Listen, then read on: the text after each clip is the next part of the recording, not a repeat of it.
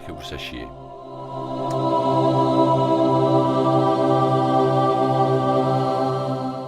Je pense qu'on est tous d'accord pour dire que Mercury est une de ces planètes que l'on peut voir sans télescope. Que l'on utilise un programme genre Stellarium ou que l'on utilise nos yeux depuis notre propre jardin.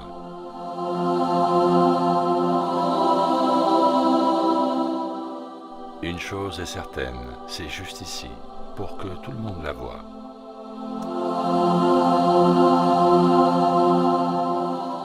Le truc, c'est que si on vit sur une toupie, lancée à travers l'espace infini, comme on nous le dit, alors on ne verrait jamais Mercury depuis la Terre. Parce que sur un globe, ce n'est pas possible. Mercury fait 4800 km de large, à peu près la même taille que les États-Unis. On nous dit que Mercury est à 77 249 000 km en moyenne, et quelquefois même plus. Un Boeing 737 fait à peu près 36 mètres de long et vole à une altitude d'environ 11 000 mètres.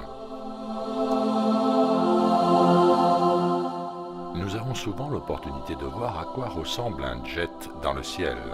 Aller dehors n'importe quel jour et lever la tête. D'ailleurs, je suis sûr qu'ils épandent. Donc en fait, un jet volant à 11 000 mètres d'altitude nous apparaîtra légèrement plus gros qu'un point si nous l'observons depuis le sol.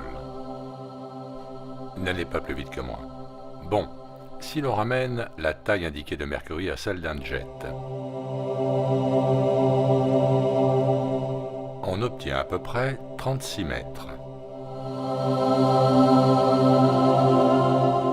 Faisons le même calcul avec la distance pour maintenir l'échelle.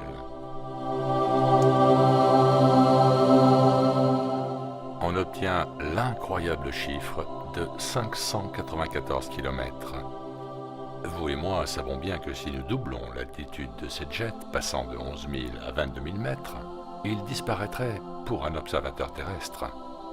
Mais la NASA veut nous faire croire que l'on pourrait toujours les voir s'ils étaient à 594 km d'altitude. Après tout, on peut voir quelque chose de la taille des États-Unis distant de plus de 77 millions de kilomètres. N'est-ce pas? Hello? Hello? Anybody home? Hey, think would fly. Tristement, c'est même pas la raison majeure pour laquelle on ne devrait pas voir Mercury depuis la Terre. Il y en a une autre. Nous sommes tous très familiers avec le système solaire décrit par la science. Nous avons tous endoctriné en nous la manière dont les choses doivent fonctionner. Et quoi va où?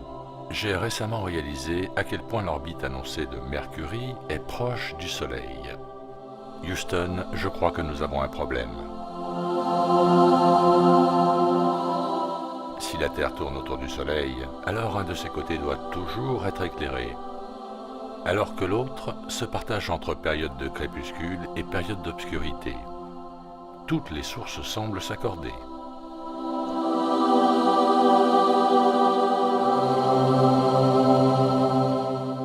Donc, si un côté de la Terre fait toujours face au Soleil, à quel moment précis devrions-nous voir Mercury? Parce que si on vit sur un globe, Mercury doit toujours se trouver du côté de la Terre qui fait face au Soleil. Et peu importe où nous sommes durant notre orbite, le crépuscule ne pointera jamais vers Mercury. Et même si nous sommes attachés à l'idée de vivre sur un globe, ce n'est pas le cas. Et Mercury le prouve. Donc, récapitulons.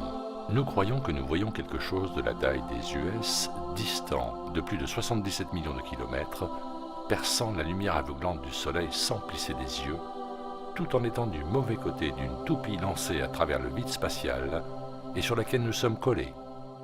Enfin, je dis nous, mais moi je pense que la Terre est plate. Bonne journée.